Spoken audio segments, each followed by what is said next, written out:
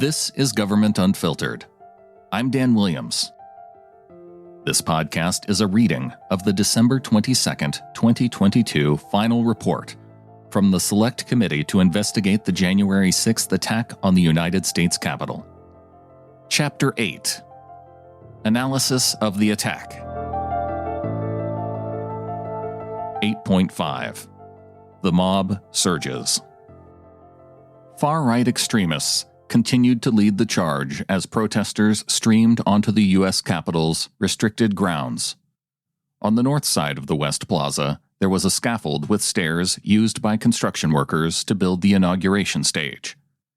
Law enforcement officers were stationed at the base of the stairs, preventing rioters from climbing to the Upper West Plaza, where doors to the Capitol building itself were located. At 1:49 p.m., MPD declared a riot at the Capitol. Shortly before 1:50 p.m., rioters gathered in front of this scaffold on the northwest corner of the Capitol. The rioters included Proud Boys and other extremists. One rioter, Guy Reffitt, belonged to a 3%er group from Texas. By approximately 1:50 p.m., he stood at the front of the pack near the scaffold, carrying a pistol and flexi-cuffs. He wore body armor under a blue jacket and a helmet with a mounted body camera. Reffitt advanced on the police line, absorbing rubber bullets and pushing through chemical spray. As he recounted shortly after the attack, Reffitt got everything started moving forward. He started the fire, and the presence of law enforcement was not going to prevent Reffitt's advance. According to Reffitt, there was no reason for me to give up, because I had come so far to do what I wanted, what we wanted and needed to do. And I had a mindset. I didn't mean to actually be the first guy up there.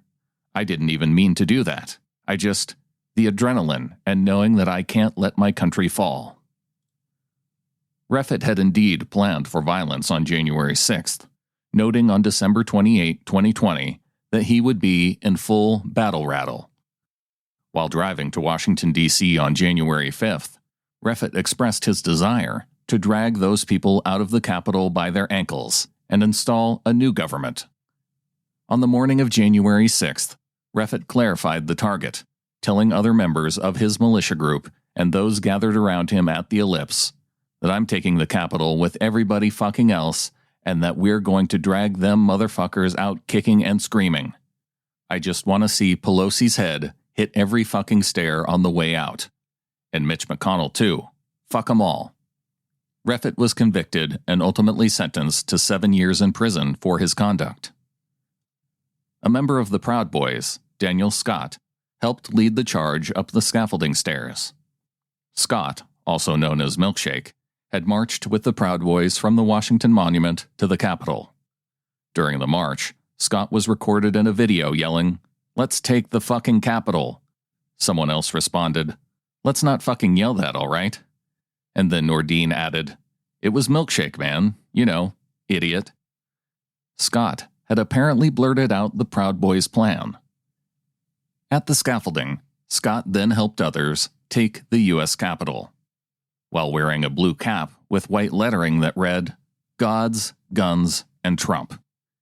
He pushed police officers backwards, clearing a path for the rioters. Another Proud Boy, Chris Worrell, was also nearby. As rioters massed under the scaffold, Worrell sprayed officers with OC, or pepper spray. Other Proud Boys were present at the scaffold, including Micajah Jackson and Matthew Green. The attack at and in the vicinity of the scaffolding cleared a path for a wave of rioters who forced their way up the stairs and to the U.S. Capitol building itself. As the rioters rushed up the stairs, another January 6th defendant, Ryan Kelley, climbed up the scaffolding around 1:51 p.m. In the ensuing minutes, he waved people on, encouraging them to follow. Kelley, who ran in the Republican primary to be the governor of Michigan in 2022, denied to the Select Committee that he had climbed the scaffolding to wave people on. The FBI arrested Kelley a few months after his deposition. By 2:00 p.m., rioters at the top of the scaffolding stairs were only feet away from Capitol building doors and windows. Episodes of Government Unfiltered are created based on the value for value model. I create the episodes, and you can decide what it's worth to you. If you prefer to listen through the full chapters rather than the individual chapters, supporters at patreon.com/timberlanemedia get exclusive access once they're completed. Thank you to associate producer Jay Bernhard and all of the insiders who provide support there. You can also support the effort at governmentunfiltered.com by clicking the support button for a one-time donation. And you can click the contact button and ask for an address if you'd prefer to mail a check. Follow the show on Twitter at govunfiltered or on Facebook at facebook.com/governmentunfiltered. Thank you for listening.